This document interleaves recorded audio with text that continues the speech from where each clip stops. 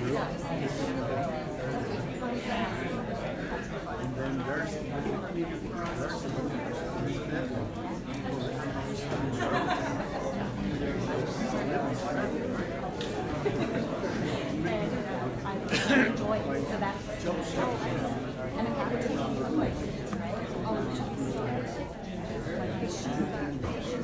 evening, everyone.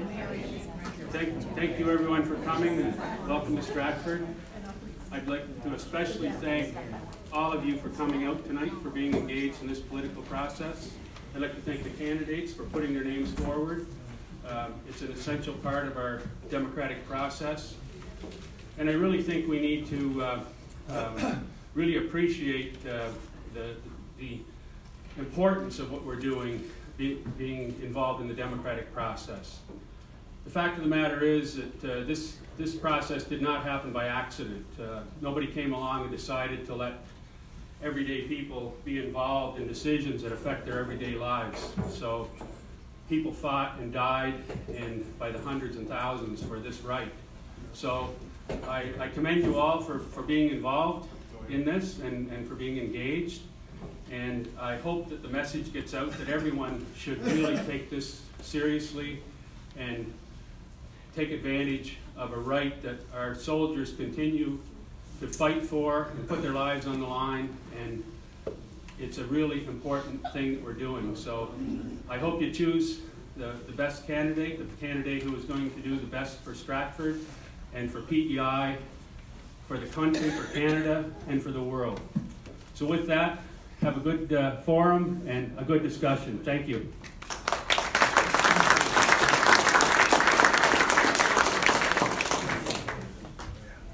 Thank you, Mr. Mayor. Good evening and welcome to our federal election all candidates forum here tonight for Cardigan. My name is Scott Chapman. I'm news director with Ocean 100 and Hot 105.5, and I will be your moderator this evening. We have 4 of the 5 candidates for Cardigan with us this evening in alphabetical order. We have Glenn Beaton of the Green Party of Canada,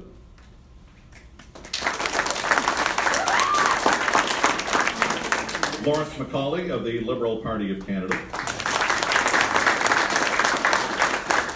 Wayne Phelan of the Conservative Party of Canada, and Lynn Teeley of the New Democratic Party. Christine Squires of the Christian Heritage Party of Canada sends her regrets that she's unable to join us this evening. She is a little under the weather.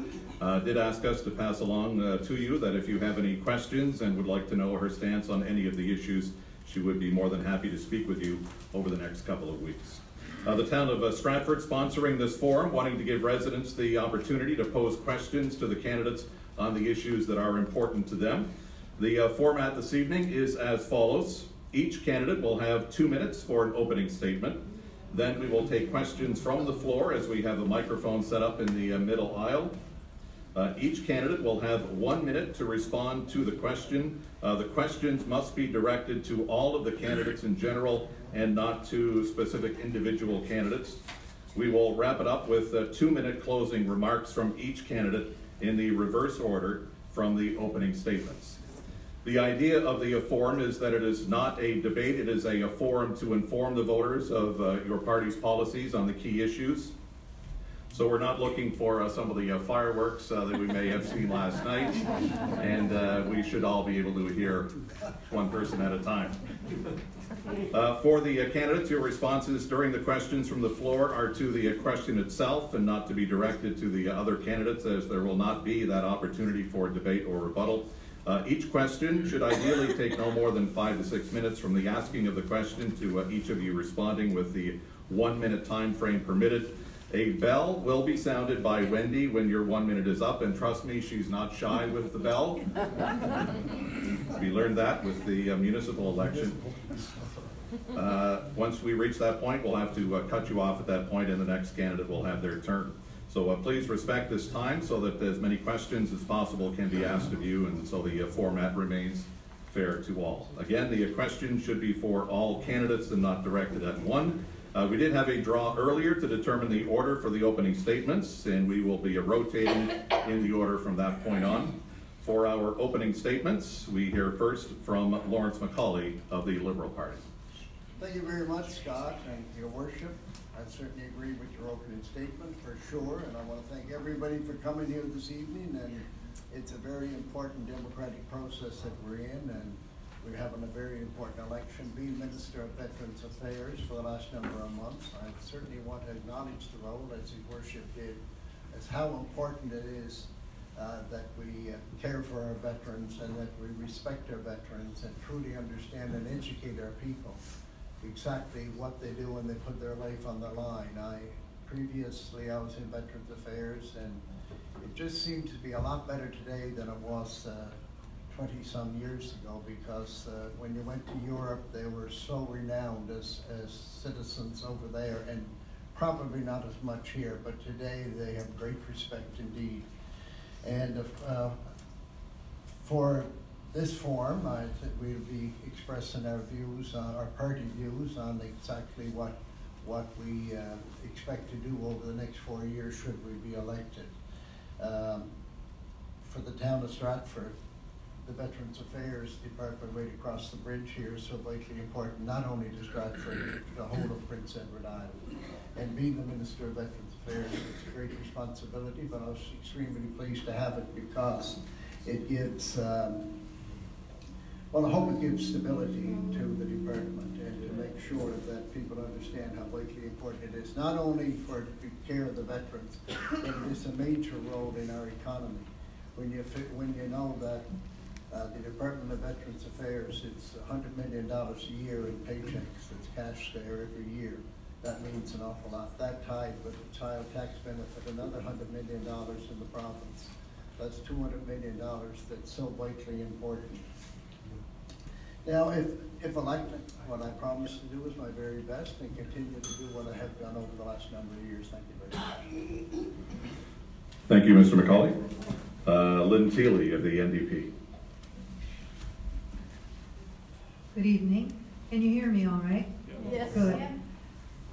First of all, I think we want to acknowledge that we stand on unceded Mi'kmaq territory and are privileged to do so. So, who am I? I was born and raised in Saskatchewan and taught school there for 30 years. My mother came from Prince Edward Island, from Kensington, and taught me to just love Prince Edward Island, and I had to read Anna Queen Gables. My father was a farmer in Saskatchewan, and he taught me that the NDP and Tommy Douglas was, well, next to God, pretty much. You know. That's the way I was brought up, and to discuss anybody in the room, you did discuss politics. My mother never said a word. She wouldn't even tell how she voted. It was fine. We learned a lot and worked hard. Dad was a farmer, and so yeah, I could pick up grain on the run on an old blue Ford that had no brakes. So that was life, you know, just normal, just normal. And after 30 years of teaching, I knew I wanted to live here. I had a cottage at the end of the Rosebank Road, and I had a house put on it. And I built that house so that it had very little, I wouldn't use oil, I had southern windows, I kept all the trees, none of this bulldozing everything down. I hate that. And planted another 20 trees and had a little propane stove in case the propane goes out, and in-floor heat. So, and I just loved the life here. I would never want to live anywhere else.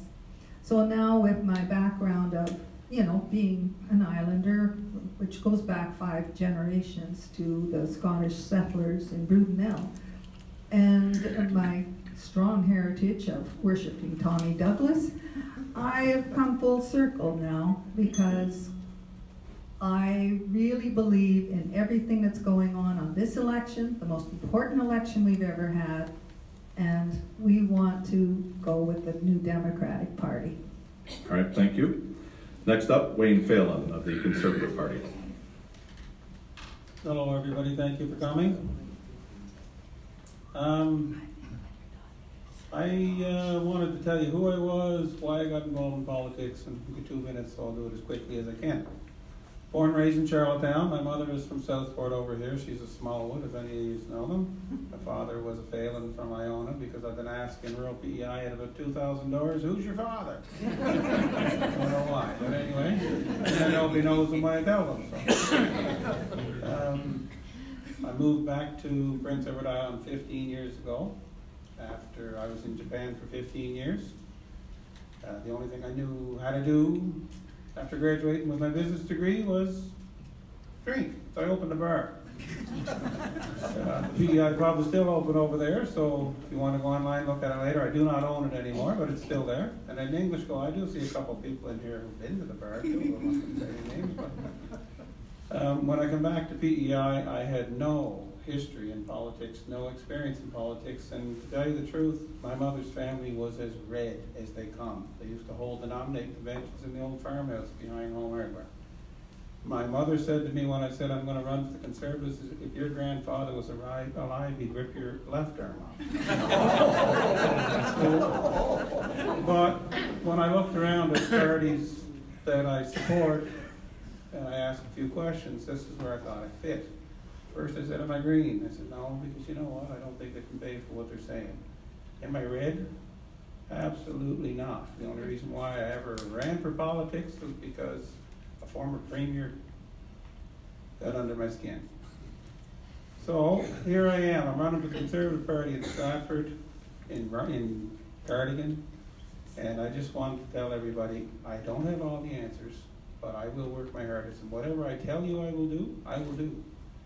I don't owe anybody anything, and that's the best way to go into politics. Thank you. All right. Thank you, Mr. Taylor. Now we have Glenn Beaton of the Green Party. Good evening. Thank you, Mr. Mayor, for hosting us tonight. I'm proud to be here with the other three candidates for Cardigan. The issues which we have faced, I think I'm well suited for being in Ottawa as your member. I'm a scientist. I have engineering background.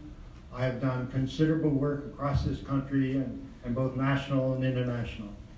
I'm well suited to, because I understand what the issues are with people that I visited at the door.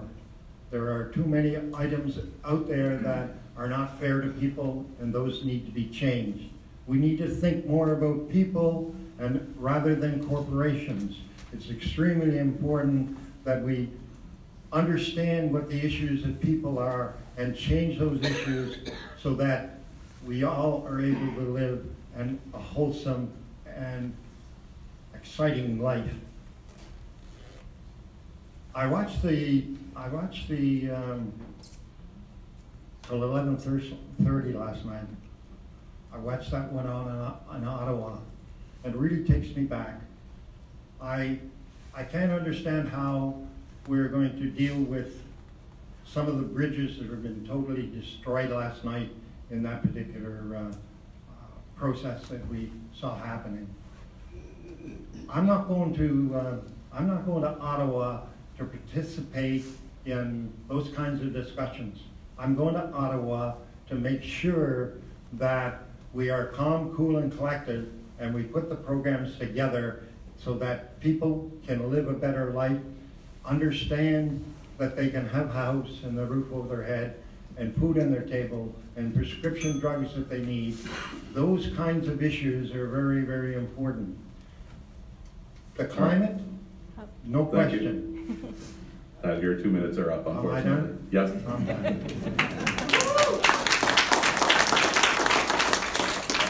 All right, thank you.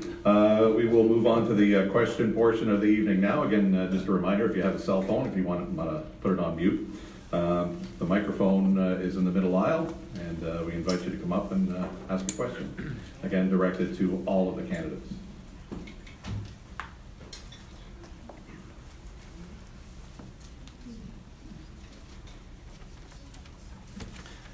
Good evening, ladies and gentlemen. Nice to see as many people here as there is.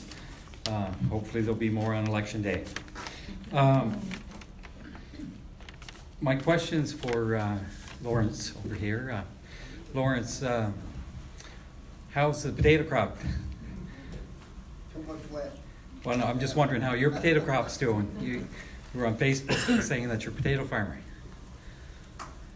So, just asking the question. The questions are for all of the candidates, not Okay. specific one. Yep. Okay. So my prelude is for Mr. McCauley, because in 1988 is when he came to my residence and said that Cardigan riding would be altered with the free trade agreement. He said we would be ruined in this province and in the country. Now you today, well, not today, but I mean not that long ago, as Minister of Agriculture, you have implemented a program for the dairy farmers on their quota systems by the supply management system. Why did you all of a sudden change, and what do you have to say to the dairy farmers of Prince Edward Island, the farmers of Prince Edward Island, the farmers of Canada? And it is concerning supply management. All right, thank you for your question. So I guess the question in general for the candidates is in regards to what would you do for the dairy farmers at PEI? And since it was initially directed to Mr. McCauley, we'll begin with you. Thank you very much. And yes, I was always concerned about supply management and owner-operator fleet separation policy, things that do a lot for us in this district and for farmers right across this country. And that's why we made sure we protected the supply management system during the NAFTA trade negotiations. It was not easy. Most people understand it was very difficult negotiations. At that time, I invited Sonny Perdue to come to Prince Edward Island. He did, and we had discussions. And at that time, he told me that, he told everybody that he was not, his concern was not the quota system or that we had in the supply management system. But he had a boss, and we know that a portion of it was put up in the trade deal, and there's dollars put in place in order to compensate that. I know that is not what dairy farmers want. I know it's not what I would want being a dairy farmer, but I can tell you too that there's $2 billion worth of trade goes across that border every day. We cannot afford to not have a trade agreement with the United States. All right, thank you. Next up, Lynn Seeley of the NDP. The NDP believe that you do need trade, absolutely. You could not have an economy without it. But we don't believe in the free trade model that is now going on. We believe in fair trade, and it has to allow the supply management to keep going without any dent in it or wedge that will make it worse in the future. For example, if the American milk is coming in with the cheese, we won't know that it's American milk. It'll be just in there. And it might sound small, but it isn't. It's the beginning of what's wrong. So we believe in a fair trade agreement. The agreements are made with huge corporations. They aren't made with the smaller, the environmentalists or farmers or anyone else. It's huge corporations making deals that will make them money, and we're not talking about another country so much as a big corporation who's going to make a lot of money. All right, thank you. Wayne Phelan. The quota systems, supply management. Can you hear me now? The irony there, I believe, right now, Canada signed off on the document. I don't believe the U.S. has. So it's in Trump's hands now. What I see on TV with him, I don't really want my future in his hands. The only thing we have in common with the American milk coming up here and the milk coming from our farmers here who work hard to produce it is that it's white. Theirs is full of hormones. They can make 1 liter of milk, umpteen liter of milk. It's the quota system. That's why the farmers were very, very, very upset last year. I don't know how many people know it. I think one of the farmers brought a dairy cow to the agriculture meeting. It is that serious. The dairy farmers need their quota. That's how they finance their farms. That's how they retire. That's how they pass their farms on to their families. It's like the license for a lobster fisherman. You can't affect their quota. Now, I don't know whether that's reversible. I honestly have no idea. knowing, you know, you have to be able to see documents before you see if it's reversible or not, but I believe 30 years ago, oh, there you go. Sorry. Thank you, and Glenn Beaton of the Green Party. It's a tough issue. I know I did a bit of NAFTA negotiations in my day, but the people south of the border, in a normal circumstances, would not be as tough as they are today. We have an extraordinary, who knows what, in the driving seat in the U.S. And I truly believe that if there was any way to delay until 2020, after November, we may be able to negotiate a better deal in supply management. It is critical to our farmers. It's critical in all of those areas in which we have supply management, and we should protect that as much as possible. However, I'm not sure we should proceed on this particular item until we know we have somebody more realistic in the U.S. to deal with. All right, thank you. Time for another question from the floor. I don't have a question, it's a statement. On Okay. behalf of the people of Cardigan, I wanted to thank all five candidates for running in this federal election. I know it's not an easy job, but you stepped up and I do appreciate it. Thank you. Thank you.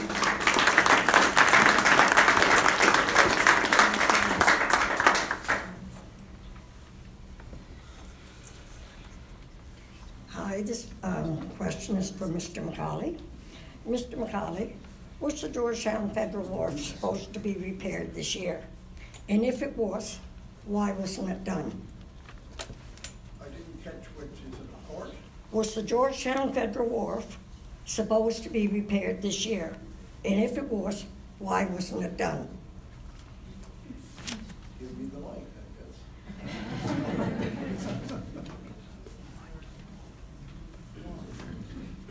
Thank you very much. And yes, the Georgetown Wharf does need repair. And That wasn't the question. It was asked if it was supposed to be repaired this year.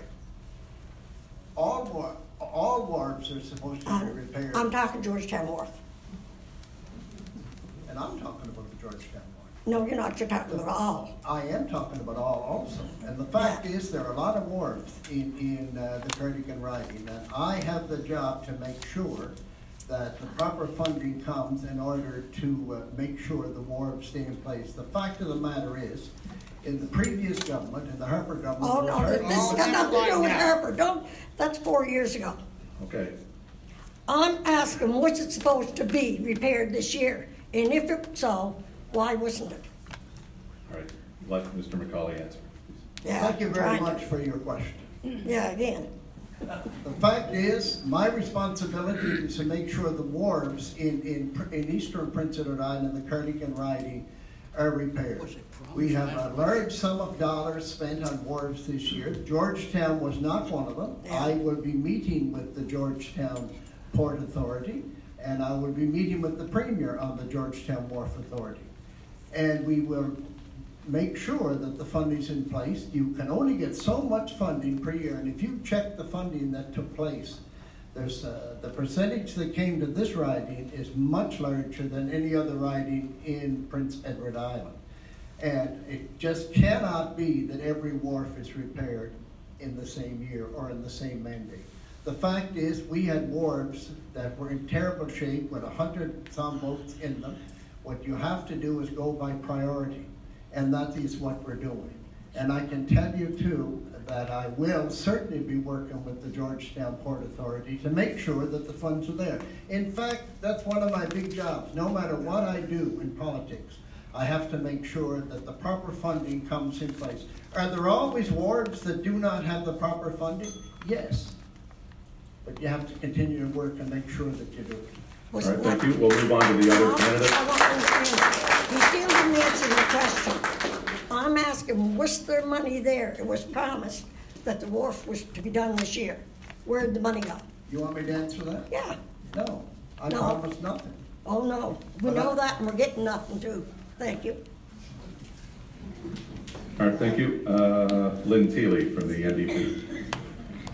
I I can't really answer that question honestly, but I do know that local projects are usually best done when they're handled locally, because I know it's a federal issue, but you need to have a lot of input from each town and what they are willing to do and how it can work. But to tell you the answer of whether or not that wharf should be built or not, I know that if I promised it, I'd try and get it done. Wayne Phelan of the Conservative Party. Well, I work on Prince Edward Island, not in Ottawa, so I don't know what was decided in Ottawa. But I did get a call from the provincial minister of fisheries saying, you've got to get down and see the wharf. And when I went to see the wharf, it was all over social media. When I went to see the wharf, I just assumed that it was storm damage. It was horrible. And it was dangerous. And the workers, the first worker to back his truck onto that wharf this year fell through. His truck went through the wharf. They put steel beams up to block tourists from going down there to get their pictures taken down there. The fishermen told me, and I can only go by what they were told, they were supposed to get their wharves fixed in April. They were told last year to find alternative places to park their boats. And then they were told provincial election delayed things. And then they were told permits delayed things. And then in August they were told there was no money. So was there money promised? I have no idea. That's only the people in Ottawa would know what they promised. The fishermen think of what they were promised the money. There are also, I've been just down to Seal Cove Wharf, and it might be in worse shape. All right, thank you. Glenn Beaton of the Green Party. There's no question that wharf is in exceedingly poor condition, and really a lot of it not safe for the fishermen. It's their lifeline to the sea, and they need to have that safety. We need to fix those wharves best we can. I know it's a major investment in this island as a whole, and there are issues certainly in a lot of the wharves. However, we can't allow wharves to be in a situation that they're dangerous. We need to react to the needs of the fishermen in Georgetown and fix that wharf. I don't know if there's any murmurs around that maybe in the federal government they issued a large number for Georgetown in a dry dock, maybe agreement. And if that is anyways true, then the fishermen are suffering and others are suffering in Georgetown that shouldn't have to do that. All right, thank you. All right, time for another question. And again, please direct them to all of the candidates, in fairness to the candidates. Hi, good evening. My question is concerning the carbon tax. Many of us struggle, and another tax is something we really didn't need. And I find that the carbon tax doesn't actually do anything to help the environment. In this riding, most of us don't have access to public transit, and many must drive long distances to get to medical or school or shopping. Charging an extra tax and then turning it around and giving it to us back really doesn't do anything to help the environment itself. So I'm wondering, what are you going to do that will actually help the environment and have it to be a realistic goal? All right, thank you for your question. And we begin with Lynn Teeley of the NDP. You put that question so very well, and it's something I've wondered myself, you know. But the carbon tax is one tool, one behavior modification in a big problem. It's like if there's something wrong with your body, you can't just have one pill and think that that's supposed to cure everything. So in that same idea, the NDP want to see the big polluters pay that tax. I never thought when they started talking about it that they were talking about my credit card. I saw these big smokestacks and thought, that's good, I like that. But so the NDP New Deal is very comprehensive. It requires the transition, and that is such an important word, keep it in mind, to sustain. And in order to do that, you need to put your social projects together with it. You need to have the public transit with electric vehicles made in Canada. You need to have an income for everybody, basic income guaranteed, farmer care. Put all your social programs together with your carbon tax, and you might like it. All right, thank you. Next up, Wayne Phelan of the Conservative Party. So the carbon tax, obviously, everyone out there who's watched any TV knows that the Conservative Party is completely dead set against the carbon tax. I don't see any benefit in the tax. At 4 cents a litre, they probably wouldn't cover the processing costs on a carbon tax. So what is the real number you're going to have there? Is it 21 cents a litre? 25 cents a litre? The government has already showed with their Phoenix Bay system that they can't process things quickly and efficiently. What are they going to do at 4 cents a litre? They'd lose a fortune. We'd end up paying more money for our food that has to be shipped to PEI, for everything in a carbon tax that means nothing. We have 37 million people in this country, folks. 37 million. There's cities on this planet that have more people than we have. The environment is very, very, very important. But we have to get outside of Prince Edward Island, outside of Canada, and start finding out when they finish their car. I translated in China for 3 months. You finish your car over there, you push it in the river. We have to stop things like that. There has to be education made. And if we are the advanced country like the Liberals are saying, we got to take our technology and our information overseas and tell them, stop pushing your garbage into the river. Because our $1 a bag at Sotheby's isn't going to do much if they're still going to push their garbage over in the strait. Right. The nuclear disaster that happened 7 years ago, they're still lying in the water. I haven't gotten a note yet, Fukushima. They haven't picked the rods out of the water. All right, Mr. Beaton of the Green Party. Oh, the Green Party agrees the carbon tax is in place. To rescind it is probably not the right direction to go in. But you have to remember the carbon tax is a wellhead tax. It is not on the pump at the where we get our gas. It's a wellhead, so it is a corporation tax. How they transfer that down through the system is still a question yet. But the Green Party agrees that it may not be as bad as it sounds, and we think it's got some real positive opportunities.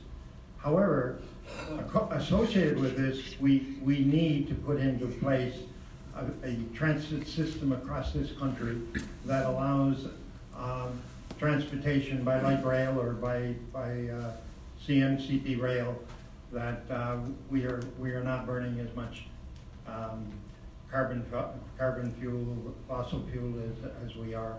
We need to reduce that drastically in the next 5 to 10 years. Actually, by 2030, we need to be down 60% from where we are in 2005. All right, thank you. Lawrence McCauley of the Liberals.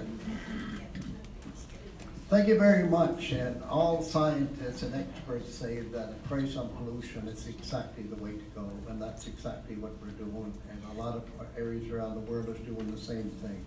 But there's many more things that have to be done too, like the planting of trees, what has been said here, electric cars, all of this. But I think also in our platform, the retrofit program, the $40,000 per household if you want to retrofit your home. Quite simply what it does, and I'll give you one example. Francis and I put in a geothermal system about 9 years ago. This plan was not in place, but this up to $40,000 would be available for this type of thing. The fact is, what that did was cut our expenses in half. What we added was the price of the electricity and the oil that we spent for a year. And then when we put this in, what the price was, it was about half. So the fact is, not only are you saving money and protecting the environment for our children, but you're also creating new innovation. which is vitally important to settle. All right, thank you. Time for another question for the candidates.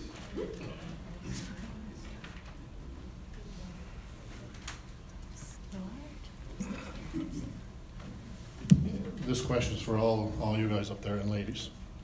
I'd like to know what your thoughts are on how you vote to give Almar Carter $10.5 million, and yet you can't give the veterans what they deserve and the seniors. It's just a waste of money. What's your thoughts on all this? All right, thank you for your question. We begin with Wayne Phelan of the Conservatives. Well, at least he reinvested the $10.5 million. I think he bought a mall in Edmonton. An ISIS terrorist found guilty of terrorism was paid by the Canadian government $10.5 million. For what? And he never went to court one day. I had this prepared this afternoon, so thank you for the question. I never got a chance to say it this afternoon. He never spent a day in court. It was an under-the-table settlement made in the back room for $10.5 million to a terrorist. I've met veterans for the last 6 to 8 weeks at their doors. I met a veteran who lost a limb overseas, and he has to prove that his limb never grew back every couple of years just to keep his pension. This is ridiculous. Absolutely ridiculous. It's a slap in the face to our veterans. Now I realize the honourable member here was not the veteran, the member of DVA at the time this happened. But this is unbelievable. Then they start bringing ISIS terrorists back into the country and reintegrating them here. I think I read that there was in 2017, there was over 60 already reintegrated back into Canada.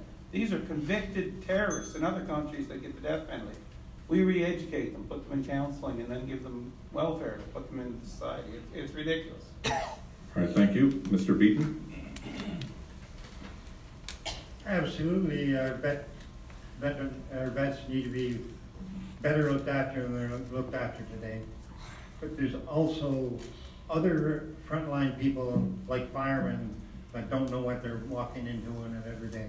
So we need a program to deal with these people's issues, and we probably could use a lot of the administration fees in veteran affairs through boards and travel and whatnot, and there wouldn't even be a question of whether we should help that particular vet or that particular fireman. There's just a little too much bureaucracy in veteran affairs. I don't know how many boards there are, and I don't know how many people are on every board, but I know the process there is not really looking after the vets, it's looking after a whole lot of other things. And we need to change that, absolutely. All right, thank you. Next up, Lawrence McCauley of the Liberals. I would certainly agree that we need to change, we have to change the direction the veterans were in. The fact is, and we know what took place in the former Harper government. Don't do that. Don't do that. I will do that. I'll tell you exactly how it was. The fact of the matter is, you had 4 years to fix it. And we did. And we did. I don't know if you want to turn this into a physical shouting match, but normally you let people answer questions when you go to things like tell this. the truth. Yes. That's right. Tell the truth. What is going on? All right. I'll tell you what took place. They fired 1,000 people at Veterans Affairs, the Harper government, and the present leader of the Conservative Party of Canada. That's what they did. They fired them. They also, the cuts were unbelievable. What we did was put $10 billion over 4 years. We have hired 700 of the 1,000 people that the Harper government fired. We reopened offices, 9 offices that the Harper government, regional offices that Harper government fired or closed. So these things give a chance for veterans to have service in their own area. A lot of other things too. All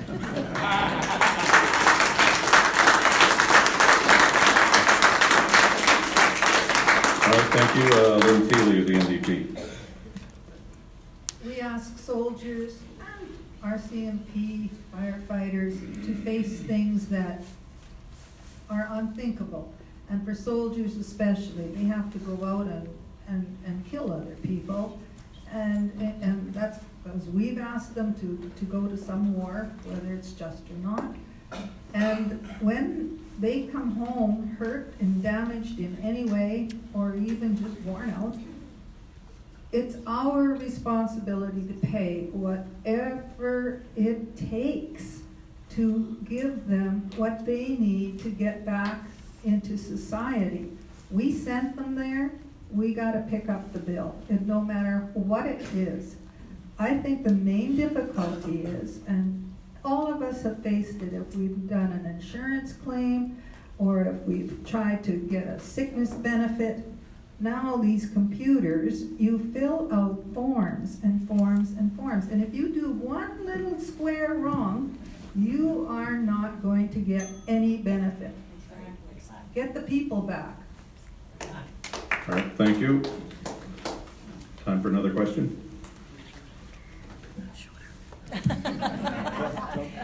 Thank you.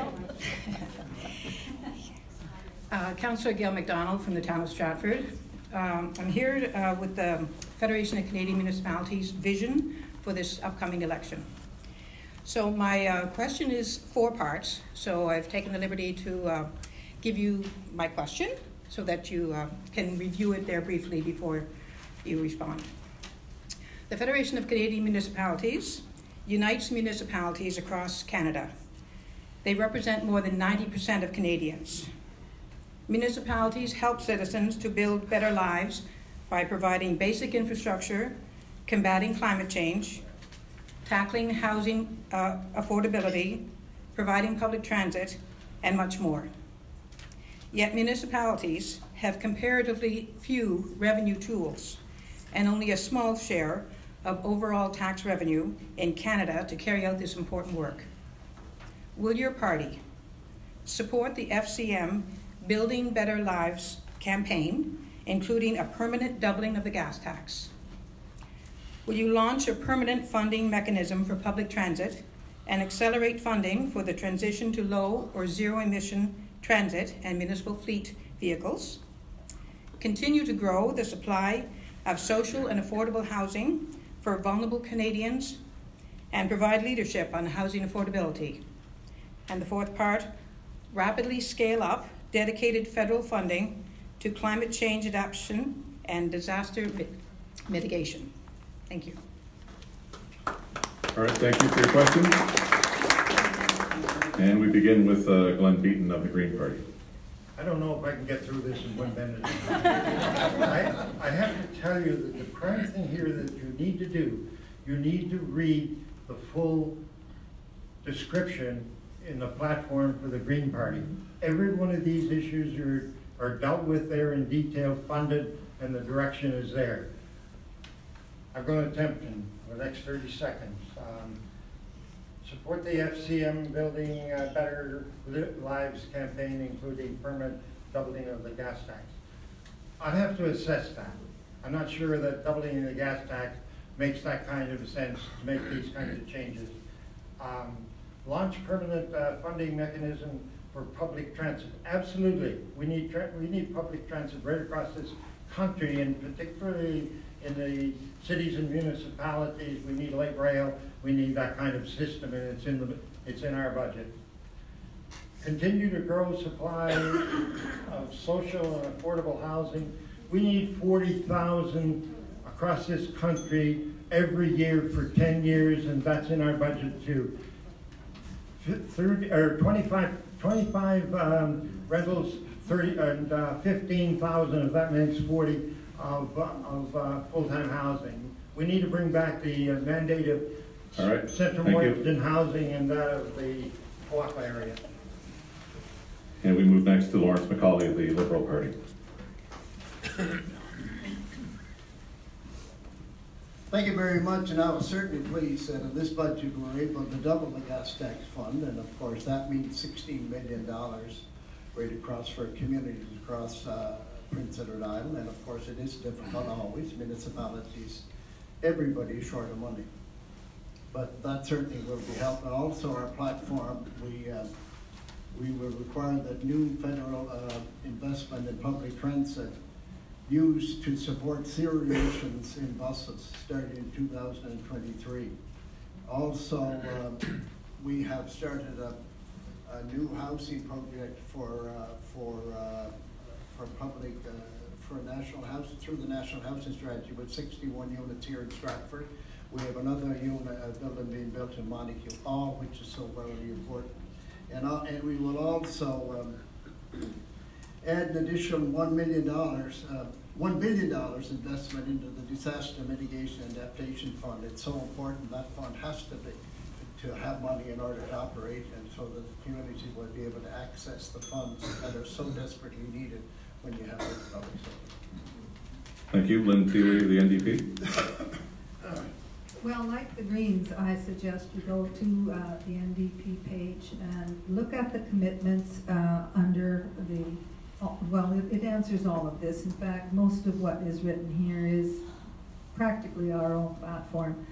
But to be clear, 1% on your, after you've made $20 million, wait for that, and you will have to pay 1% more on that money. So we're talking about a substantial amount of money. You can build, and what our plan is, 500,000 units of affordable, but we're talking public housing that is quality and energy efficient. Local jobs, there's so much potential in the whole climate deal. We plan to make electric cars made in Canada and transit, like green buses, can I use that word? On the highways. Because a place like Prince Edward Island, more and more, what we're seeing is 4 SUVs in every driveway. Well, maybe 2. All right, thank you. Wayne Phelan of the Conservatives. Thank you. Quick thing there, Mr. McCauley did mention that the Conservatives closed DVA, and that is true, and that was an embarrassment, and that was a mistake. It was straight to the real, right off the bat, before we get to this. Although the wait times have gone up 33% in 4 years, so I don't know whether it was a window dressing announcement or an actual real announcement. These questions here are what's on the table now, and you asked, would I support a doubling of the gas tax? And I know a lot about this one, and I'm going to say no. Not right now, because right now the gas tax on Prince Edward Island is controlled by the province. The gas tax was used to force municipalities, to force small communities to amalgamate. I have nothing against doubling the gas tax. I have nothing against bettering the infrastructure in the rural communities. But we had to, at the whim of our premier, holding it over, dangling like a carrot over small communities to get their money. They were trying to use their money for internet. They were trying to use their money for different things, and it lasted 18 to 24 months. Businesses lost 2 years waiting for the premier to put a check mark beside it. Until the system is put in place where the feds actually issue a rate to the communities, no, you can't keep putting money into it. All right, thank you. Time for another question from the floor.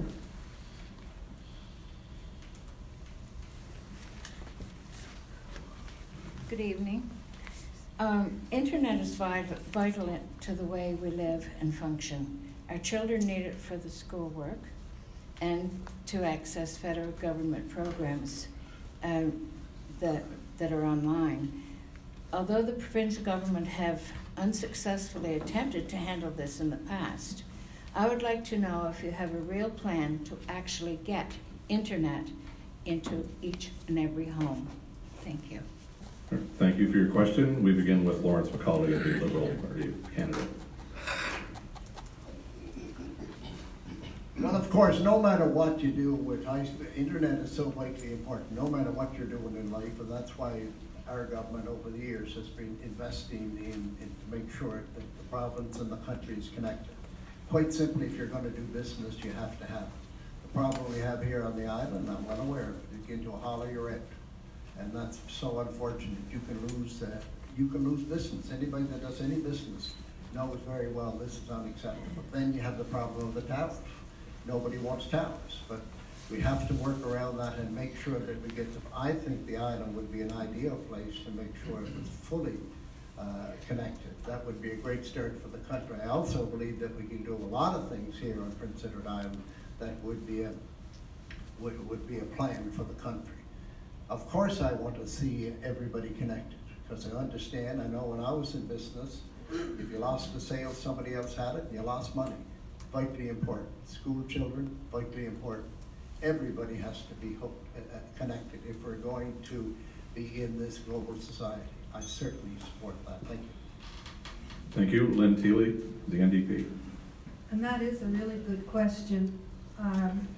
It makes me sad every time the provincial government would say Bell's going to get all this money from us and it's going to connect, and then later they'd say, oh, we need another 23 million. But when you look at the boards, who's on the board of Bell, you'd be not that so shocked that there's a lot of ex-premiers there. And same with CRTC, they are big. One of the big promises, top 5 of that Jagmeet Singh has made with the NDP is to look at what on earth is going on with the price of our cell phones and our internet service. It's absolutely ridiculous when you compare it to anywhere else in the world, and that's one of the first things he wants to deal with. And that's all part of big corporations have taken over every aspect of our life, and they're not going to give that power away easily. Thank you. Wayne Phelan of the Conservatives. Well, most people out there probably don't realize, but I moved back to Prince Edward Island to open up a wireless internet company with a friend of mine from Charlottetown. We had 1,200 homes in rural Prince Edward Island hooked up at one point. Say each person was paying $60 a month. When we got that, we took $150 from Bell because they didn't need their phone line or internet anymore. As soon as we took a couple $100,000 a month out of Bell's pocket, the government stepped in. The biggest reason Prince Edward Island does not have high-speed internet in rural Prince Edward Island is the provincial government of Prince Edward Island. Yes, sir. And there's been $500 million, not million, $1 billion spent on internet in Prince Edward Island in the last 10 years. I don't have this question prepared, but I know it like the back of my hand. 4 years ago, it's always been provincial, not federal. 4 years ago, internet has been deemed an essential service in Canada, which means it's the same as electricity and water. The government has to pay for it. So what do? They gave Bell another $76 million here just before the election. Well, guess what, folks? 3 weeks ago, Bell put out there, we're not doing last mile deployment anymore. They've already got the money. There's no conditions given it to them. Why would they bother spending it? They make too much money on dial-up and DSL internet. There's no competition. Right, thank you. Glenn Beaton of the Green Party. I think Wayne hit that nail right in the right spot.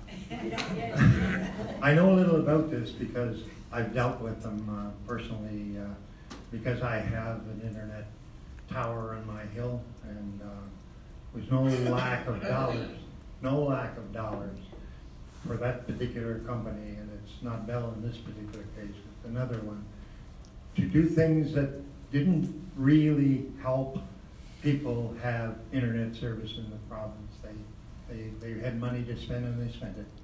So I think Wayne knows his business better than I do, but I know there's issues there that money being thrown at that particular problem right now is not being used wisely. It needs to be used wisely.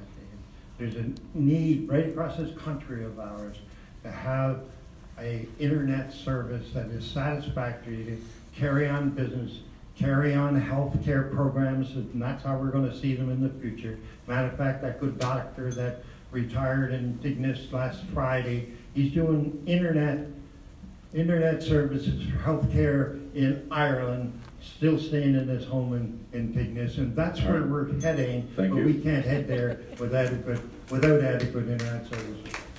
Thank you. Time for another question from the floor for the candidates. Good evening. Secondhand smoke is a serious public health hazard. But right now, we have a youth vaping problem. And youth are getting addicted to the nicotine that is at very high levels. And some of them are going on to start smoking cigarettes.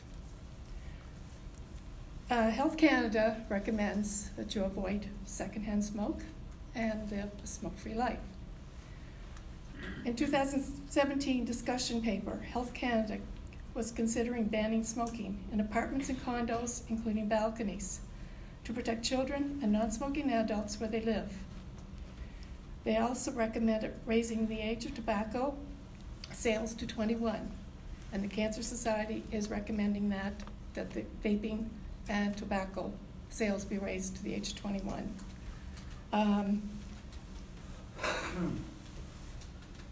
Banning flavored vaping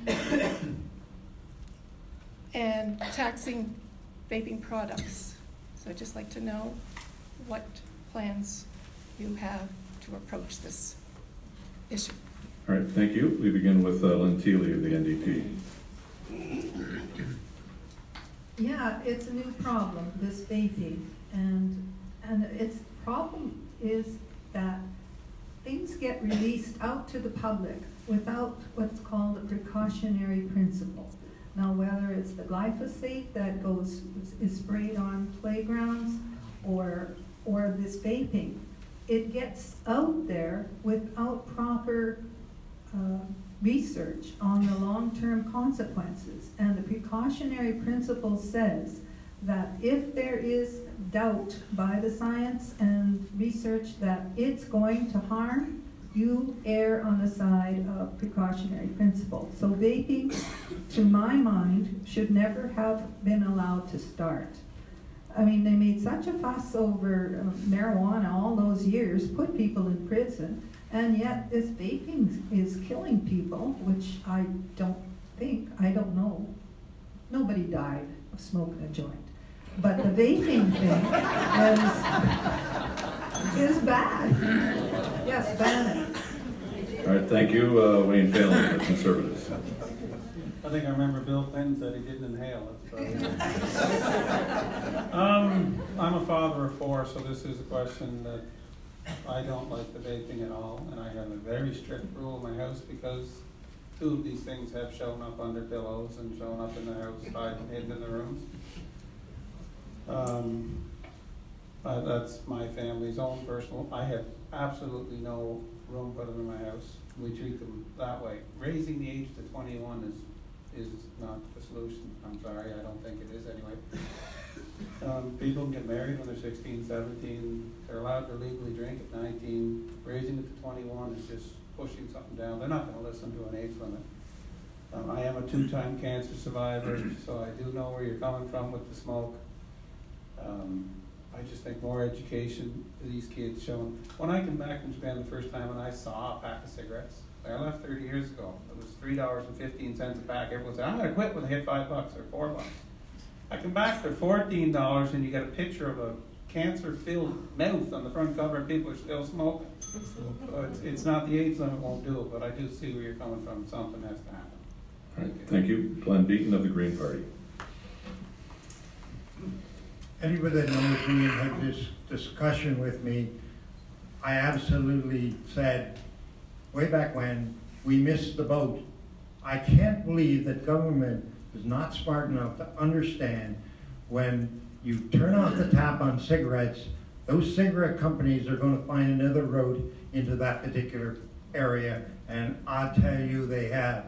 We should never, as government in Canada, allow that stuff in the country, let alone as everywhere in the country.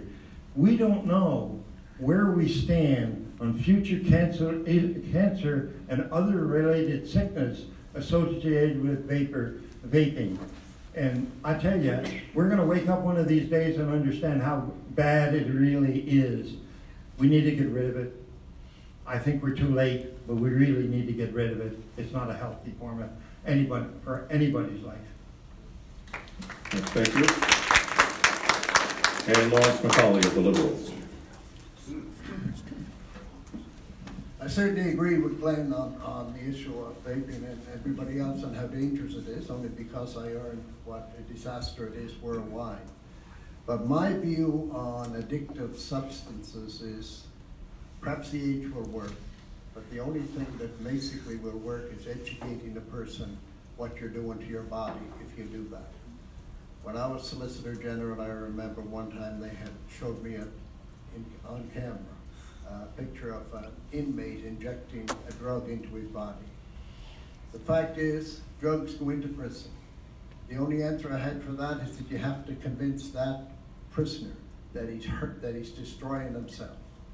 Education is vitally important in this area because you have to have people realize that you're destroying your own body if you do this. I'm not sure if raising the age will help. Anything that will help, I would be for. But I'm certainly for education and understanding what happens, because when you are addicted, it's very difficult. Thank you. And time for another question from the floor.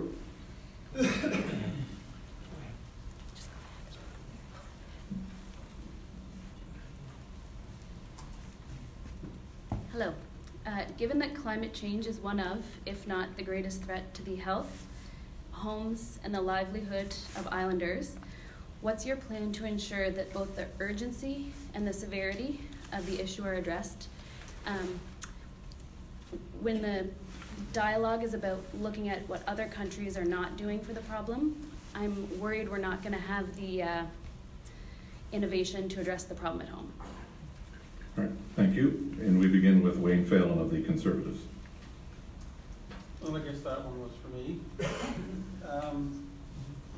It's not just telling other people what they have to do and try to fix it. We do have to fix what's in our own backyard here first. I do not believe that the carbon tax has got any merits to it. There are some things in the Conservative platform, if you had a chance to look at it. It's green technology, not taxes. If you look at going down to a potato farm and look at the tractors they have now, some of these tractors can drive themselves. The amount of pollutants they're putting out, the amount of chemicals they're putting out is a fraction of what they're doing 5-6 years ago. People say, well, farmers overspray, farmers do this, farmers do that. Well, you know what, they won't. They won't overspray because it costs them money to spray. Now they've got a computer that'll prevent them from doing anything. Technology is the way to do this. You have to do it in a slow process. This one here, you may not like it, but get the pipeline built. You get the oil pumping. And when you build the pipeline, put a fiber optic cable across it, put solar panels across it, because fossil fuels will be a thing of the past. Maybe not when I'm alive, but when some of these younger people here are adults, fossil fuels will probably be gone. So take advantage of that. Thank you. That's the answer. Glenn Beaton of the Green Party. Thank you, Megan. That's a very important question for your children, my grandchildren, my great-grandchildren. The Green Party has the only solid, year-by-year, 5-year milestones. A milestone at 2030, which is a reduction in the carbon of 60% by that time, and a move to make sure it's net zero at 2050. And you can't do that by a little bit here and a little bit there. You have to be aggressive in that. You have to have the support of the people in the country, and you have to have the detailed kind of information. Let people understand where we're going and why we're going there. The EV vehicles, by 2030, all new being sold, that's an easy thing to get to because we Canadians are innovative and can build those cars. We don't have to have them built offshore or whatever. The second item here is we could mandate federally all of the vehicles that are put into the federal system, post office, whatever, become a pool in 3 years' time for those people that want and need an EV vehicle. You got the write down. It's better than the $5,000 you might be getting as a subsidy. It's a real program and a program that can be put in place and bang on. All right, Lawrence McCauley of the Liberals. Thank you very much, and I certainly agree that farmers will not overuse chemicals because it costs too much money. Also, I certainly agree that new technology will be developed in this field over the years. And I think we have to be sure that we grow our economy and protect our environment at the same time. And that's why the number of programs that we have in place, like I mentioned, the retrofit program. These things save money. The technology saves the individual money, and it also means that we don't burn any oil. Fact is, you do something for the environment. That's so vitally important. In the last 4 years, we invested over $70 million in environmental programs. No government ever came near to that. The fact is, some countries or some leaders in some countries are saying they do not believe, and some parties do not believe in this climate change issue. But the fact is, many people in all of these countries understand. In the U.S., you've got governors and all kind of industry involved in this area. There's a lot to be done, and we need to be involved. Thank you. Lynn Teeley of the NDP. I notice the youth are continually asking that question, and it's such a vital thing. And with the fear that we all feel when the question is asked, I say there's a lot of hope here. When you consider that the NDP Climate Action Plan plans to put in 300,000 good jobs that would be local, made in Canada, so that homes would get their solar panels. And everybody says, oh, what's going to happen to the pipeline workers and, you know, the guys up on top of the oil rig? Maybe some of them would like to be fixing your roof and putting in new windows, and they might like those jobs, and they should pay very well, and people will be trained to do that. We need the education with it. We need to transition, and that is the biggest word.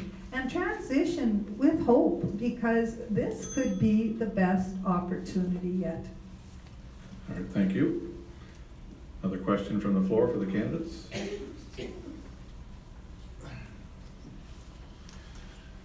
Good evening, everybody. Thanks for coming out. My name is Steve Glenn. I'm a currently a councillor for the town of Stratford, Chair of Recreation. My question is for well center funding. Currently, right now, we have an application with the federal government for a well center for the town of Stratford to facilitate the Canada Winter Games in 2023. There's speed skating. We're looking at building an Olympic-sized rink in Stratford to facilitate the speed skating. And right now, the Canada Winter Games haven't got a spot for speed skaters on the island for 2023 Winter Games. So we're, on behalf of the residents here, I'm supporting to push this forward, and tonight I'm looking from the floor to use support to advocate behind this, support the residents of Stratford. All right, and thank you. We begin with Glenn Beaton. There's an exciting spin-off when you do something as large as Olympics or Canada Games or whatever. We all get on board and we become more active, and we become a little more healthy, and that kind of puts us in a little better overall. So there's a good spin-off in developing opportunities where people recognize the benefit of healthy living. I can support that. I don't know. I was looking in my costing here to see where it fits, but healthcare and healthy living is budgeted in the green platform. We understand that in order to have less problems as we go through life, if we do those preventive things and challenge the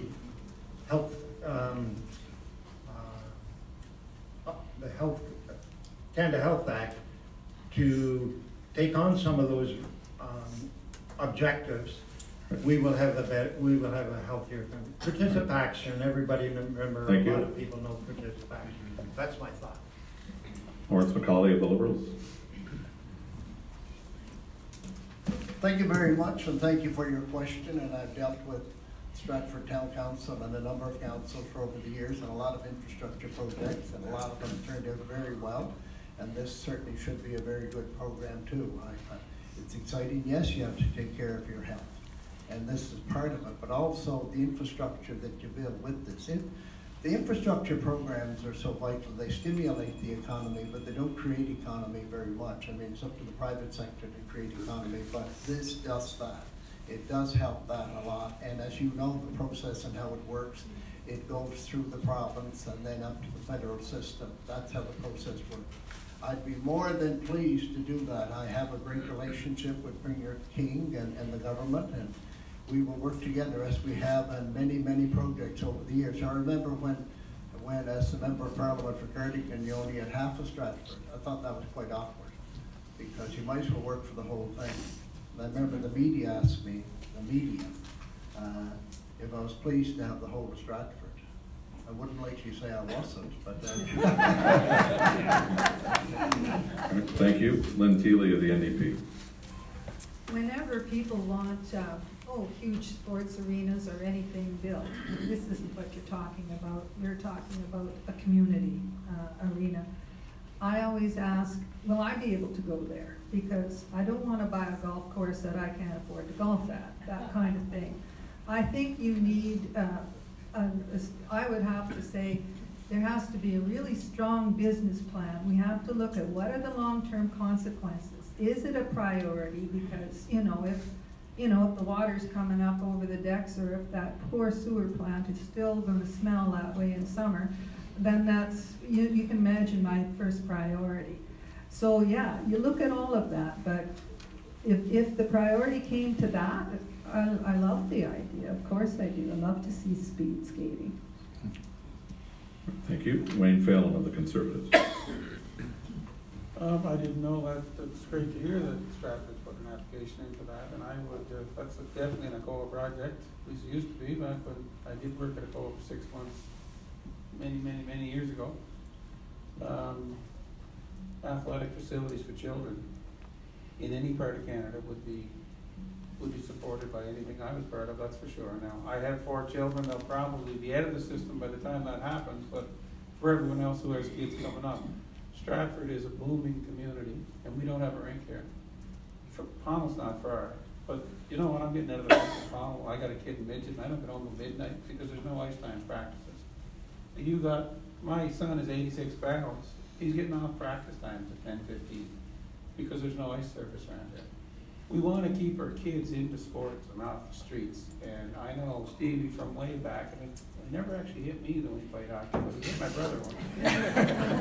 Know all about it. I would support anything for sports in any community in this riding, or this province for that matter. Anytime you can bring it to PEI, I love that. Thank you. Thank you.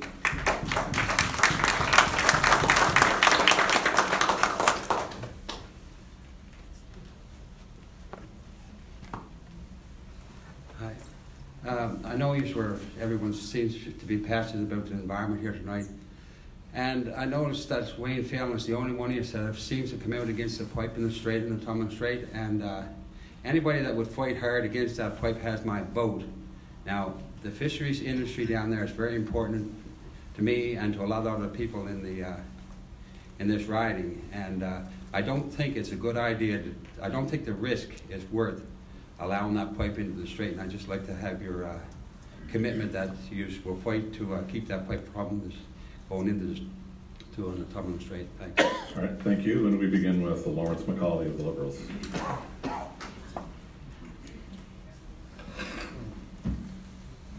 Thank you very much, and a good question. The fact is, I've always stood with the fishermen, example, the herring fishery and the fleet separation policy, all of that. And of course, what we have to realize is what happened over the years. Quite simply, and again, you might like it, but it's the previous government gutted the Fisheries Act. And we passed Bill C-69 that gives the Environmental Assessment Agency more clout. So of course, that's why we've asked Minister McKenna to evaluate the situation and just see if she should do an environmental assessment study. It is so important that we take care of our fishery, but it has to be done in a legal matter. We also know that the leader of the Conservative Party of Canada indicated it was a Nova Scotia issue. But it is really, but it also can be a national issue too. So that's why we're evaluating, that's why Bill C-69 is so important in this issue. Thank you. Lynn Teely of the NDP. I I'm sorry that you didn't get to see my signs. I don't have very many, but beside my name, I have a bigger sign that says no pipe in the strait. At every meeting I've been at, I told them I would be glad to be arrested with the fishermen if that's what it takes. I can't believe, I taught grade 2. They would know better than that. I can't believe that it ever came to that. They've had 50 years to pump it into to another community, which never would have happened if they hadn't been Aboriginal. It's simply, they got away with it because the Aboriginals had no power. So now they can't do that anymore, so they're going to pour it in the water. And chlorine, which is the basic, the worst element of, well, all of them, of the effluent, cannot be dissolved in water. It has to be dissolved underground. So they could dissolve it underground, they could put it back into the forest. There are things to do, and if you can't afford to do it, then too bad. I couldn't throw it out of my house that way. I just wouldn't get to build a house, would I? Thank you. Wayne Phelan of the Conservative Party. Thank you. The no pipe in the strait, after spending 15 years in Asia where the rivers are destroyed, they're not going to come back while we're alive. So I don't know if the effluent coming out of Baker Mill and Pictou is going to ruin the water, but who in here wants to risk it? It's a no-brainer. I have been very, very, very heavily criticized for putting these signs on my sign, no pipe in the strait. We need the people in Stratford. The fishermen don't have enough people fishing anymore to sway the boat. The everyday person in here who eats the fish out of the water, you got a cottage on the South Shore, holy Lord, folks, you got effluent going into that water for the next 10 years. I might go swimming in it, see if my arm will grow back. You have no idea what's going to happen. And I'll gladly get arrested too, but I don't know how they're going to handcuff a one-armed man. But I'll be right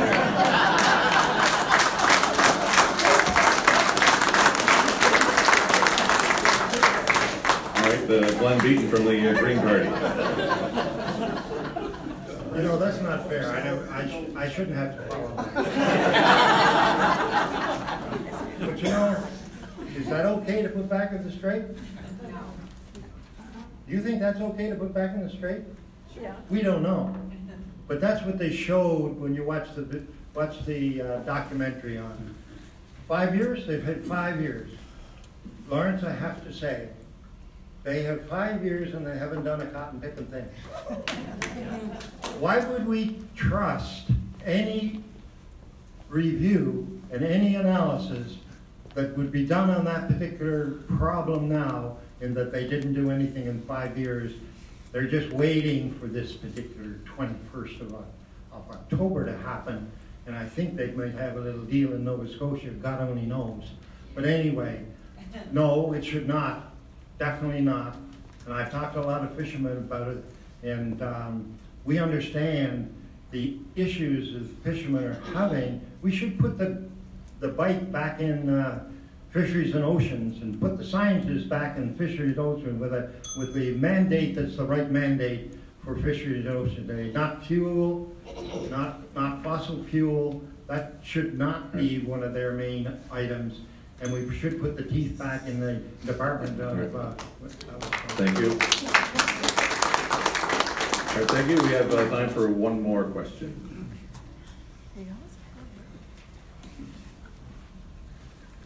Good evening. Less than 2 hours ago, Global News released an exclusive story saying that the government has now cut reimbursements for military health care in civilian hospitals, leaving the provinces and hospitals themselves on the hook to pay for it. This is just another instance of our military being ignored and taken advantage by the federal government. Even the leaders in the debate last evening did not mention the military or veterans once. Now to all of you. As a former member of the Canadian Forces, I'm asking you, if you are elected as my member of Parliament, how are you going to advocate for military members in your riding and across the country in Ottawa? Thank you. All right, thank you. And sorry, that will be the final question, but we begin with Lynn Teeley.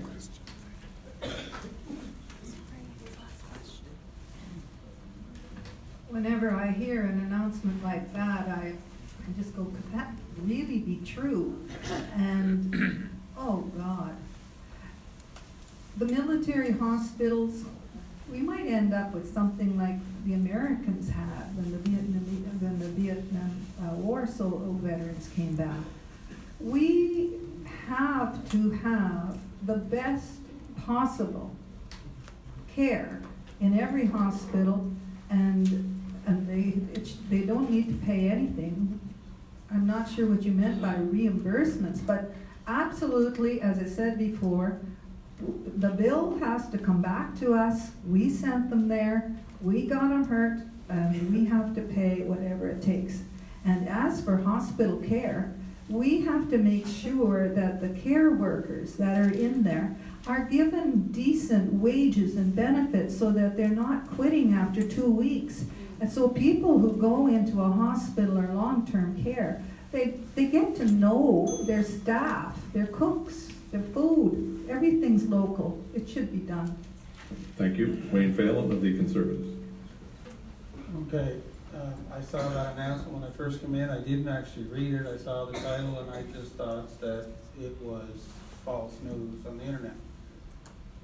It's not, it doesn't surprise me with some of the things I've heard from DVA.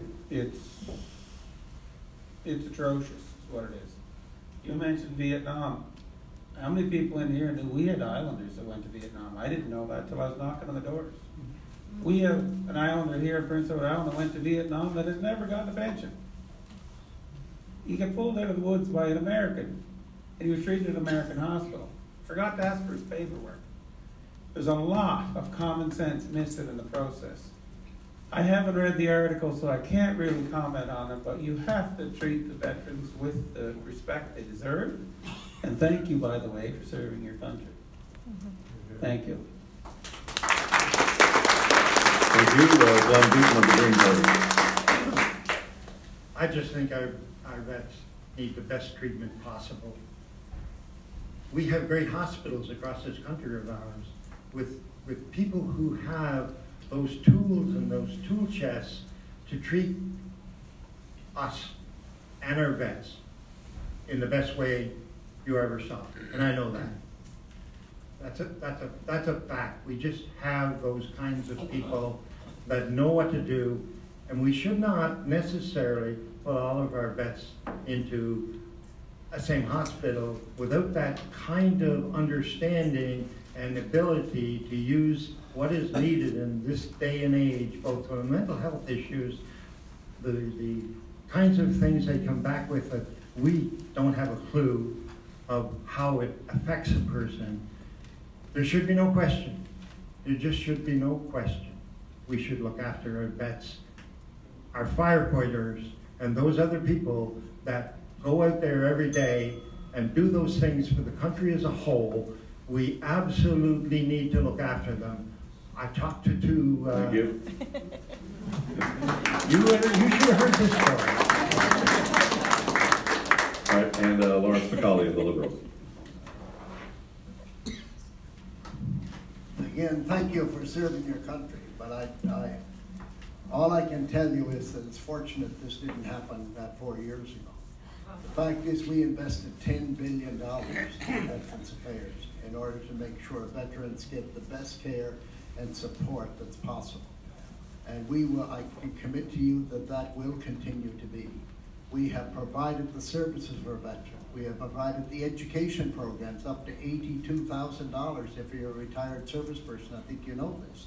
Also, we have opened the offices that were closed by the previous government. We introduced a pension for life, all of which is so important.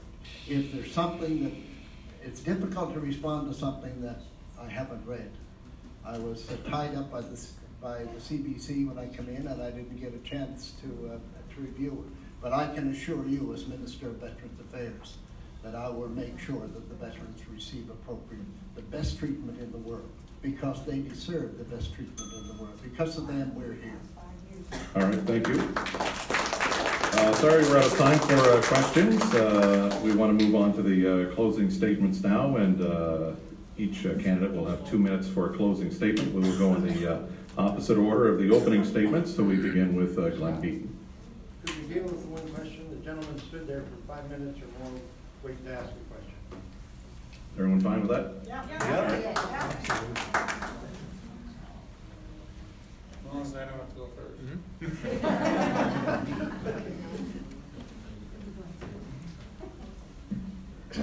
Who's first?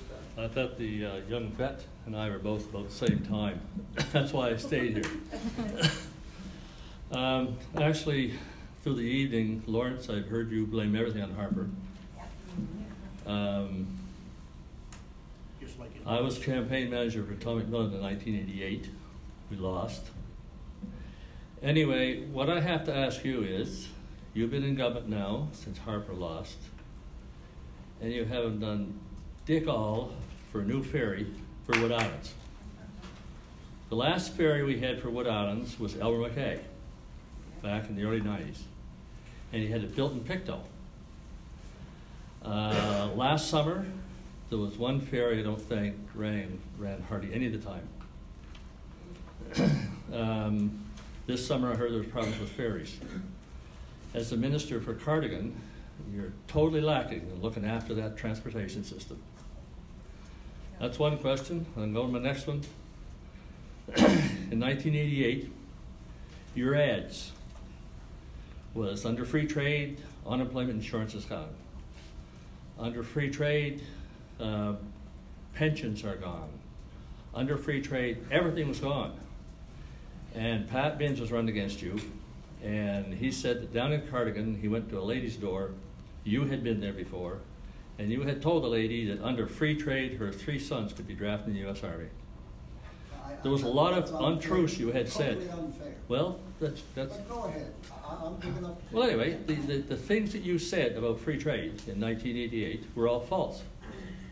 You know, like I couldn't understand it as as McMillan's campaign manager every morning. I'd see the paper where all the liberals said under free trade, we're losing everything under free trade. You were part of that whole program. Well, free trade has done a lot for this whole country. Thank you. All right. We'll begin with Mr. McCauley. Oh, thank you very much. Thank you very much for your question. I'm glad they arranged to have you ask it. The fact is, yes, we will have a brand new ferry for the Wood Islands Caribou Ferry Service, and that's vitally important for everybody in this room and in Prince Edward Island. And it will be built in Quebec, and they're working on the contract today.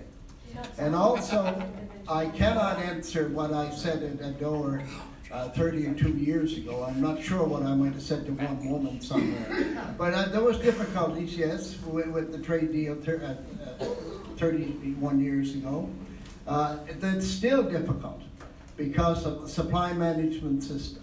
But we were able to sign a trade deal with the United States that did a lot for this country. It did a lot when you look at the $2 billion that's going across that border. I don't think anybody would want to stop that trade. If you want anything in the line of innovation, if you want anything in the line of environmental programs, if you want anything in the line of anything, that trade must continue, and I can assure you I will continue to make sure that it does continue.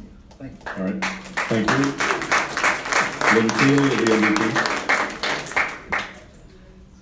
Yeah, that question does go back pretty far, and I guess at that time I wasn't paying too much attention. I think my dad was.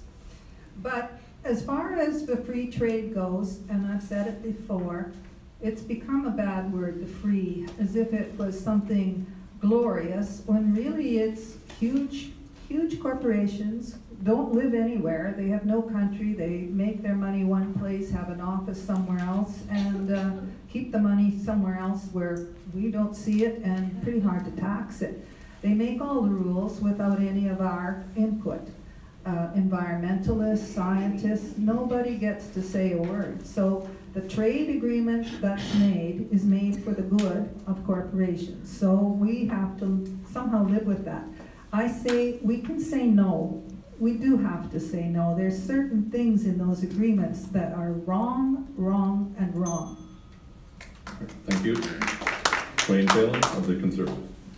Okay, 30 years ago, Mr. McCauley said the door, I have no idea. So, in all fairness, I would remember what I said a week ago, so I can say what he said 30 years ago. I was only interested in politics for 5 or 6 years because there is no common sense left in here. There's nothing. There's no decision making. The ferry is one of the things that pushed me into politics. I've been home 15 years. It's been saved 12 times. It must be run out of duct tape soon. People have to sit back and think about it. If there was a ferry, like everyone's clapping, don't fall for it again. If there was a ferry approved, it would have been announced before the writ was dropped. There's no tender out there. Google it. Everyone in here's got a phone. That's more damaging for the environment than the carbon tax. Get rid of your phone's TV. But the ferry has never been tendered. Ever, ever, ever. Google it. It's simple. Thank you. Glenn Beaton.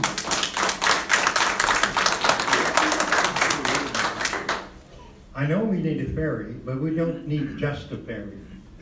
You know, the ferries that travel between Victoria and Vancouver, those are solar powered, battery operated, and quite capable of carrying as long a distance as we have across the Wood Islands to Caribou. It shouldn't just be any ferry. In this day and age, we need to take every opportunity we can take in order to get rid of fossil fuel. That's got to go in order for us to meet the requirements that we have to meet by 2030. This is an opportunity for Prince Edward Island and Canada to step forward and do what's right. Just not any ferry, a ferry that will serve the people, but will also contribute greatly to reducing our carbon footprint. All right, thank you. And we'll move on to our closing statements, 2 minutes for each candidate, and we will begin with Glenn Beaton of the Green Party. I thank you for coming this evening. I'm happy to see there's a lot of patient people out there, and we didn't have any fistfights. I think that's extremely important. But when we go to Ottawa, we have to have that tenure that says, we know what we're doing, we know how to get it done, and we need to do it for the people of Prince Edward Island, the Cardigan riding. That's my passion, that's what I'm able to do, that's what I understand, and I know who comes first.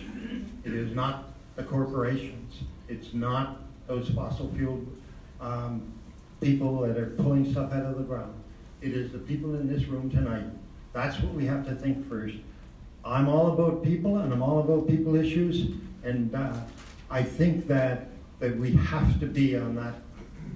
It's too late to do some of the things we need to do, but I tell you, there are some things we definitely need to do. I don't think that the people in Department of Fisheries and Oceans, or the environment, or Veteran Affairs have any risk from anybody in this room, and we need to get rid of the plate glass. We need to bring those people out so people can talk to them. They need to be forefront in the knowledge that we need and the opportunity the fishermen need, the farmers need, and even a little bit about CRA. CRA should not be able to hide behind the door, and we don't even know who's behind there. We need to open up the federal government so that people can interact with the people that they need to understand what they need to do and where they need to go do that. That is only a reasonable thing to ask, an easy thing to do. We just take away the plate glass windows and we put the people back into the departments that know what to do, how to do it. And there is no question, Canadian people are smart enough to be able to do that. We have absolutely the best that we have in the world. The other issue here. Thank you. Time's up. Shane Fallon of the Conservatives. Okay. There's a few things that didn't come out tonight. One with senior care, one with seniors, especially seniors that maybe lost a spouse and one income isn't able to help them. There's a lot of things that didn't come out tonight that have really made me change the original reason why I got involved in this election. First one was a hate for the provincial Liberals that really drove me into politics. And what I've seen in the last 6 to 8 weeks is we have a lot of problems. We got addicted, children with addiction issues. We've got seniors that can't afford to stay in their homes. we've got a lot of things going on here. Someone has to speak up for us. Somebody who has the backbone to say no to his boss if he has to say, you know what, you're going to toe the line? I said, no, I'm not going to toe the line. Get rid of me if you want, but I'm not toeing the line. And I'll do that. Green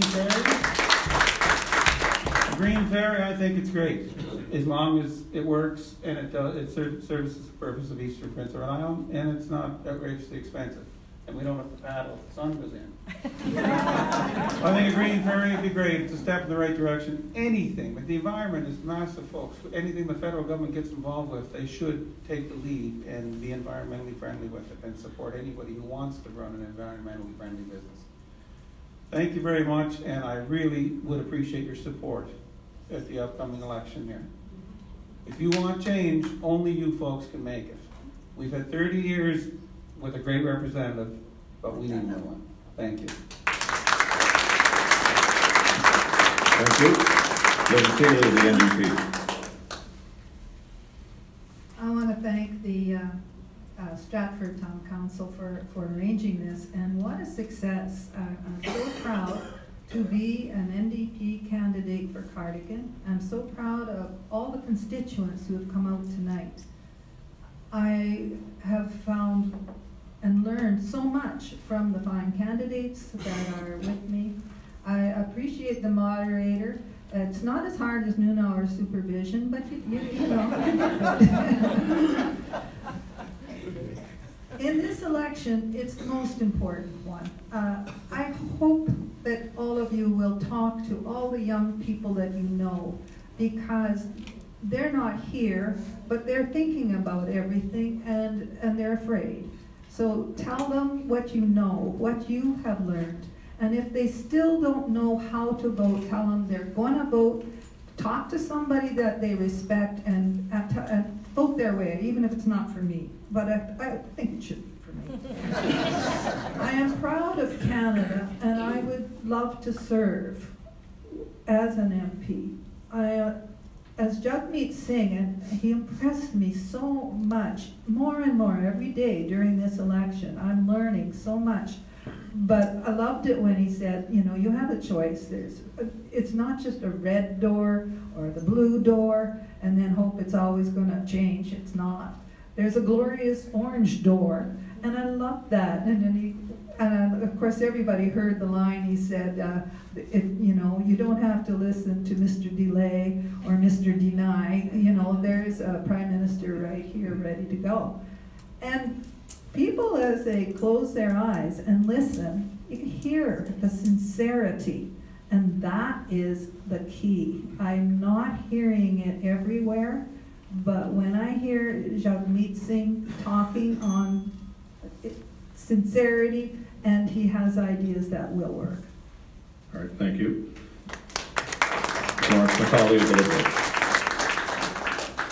Thank you very much, and thank Stratford Council for putting this together, and I thank my opponents for being here in a very polite and reasonably decent conversation, which is so important that we're able to discuss the issues. It's been an honor for me to represent you over the years, and it's certainly an honor to be in Ottawa representing the district of Cardigan, and what I will promise is what I always promise is to do my best.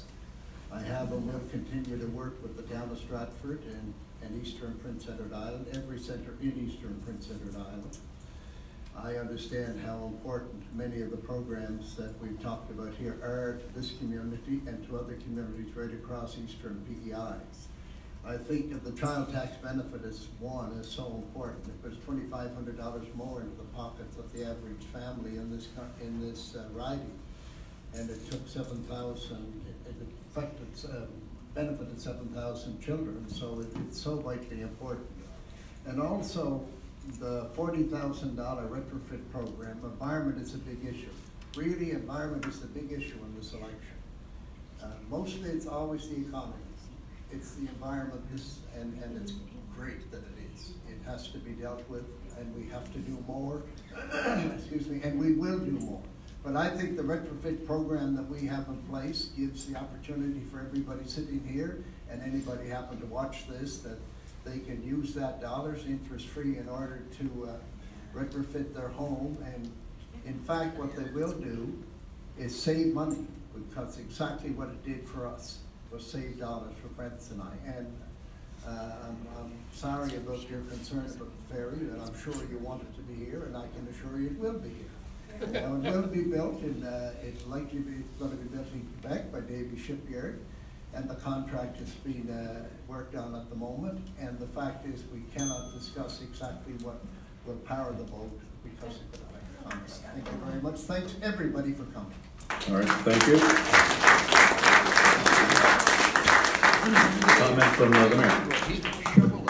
I'd just like to thank Scott Chapman for moderating tonight. I think and the candidates for coming out, but I think Scott did a phenomenal job. It's not an easy task, and we really appreciate Scott doing this. We have a token of appreciation here somewhere. So thank you very much, Scott. Thank you very much. I really appreciate it. Thank you. All right, thank you. Thanks for bringing the issues forward, and be sure to exercise your right to vote. Have a good night.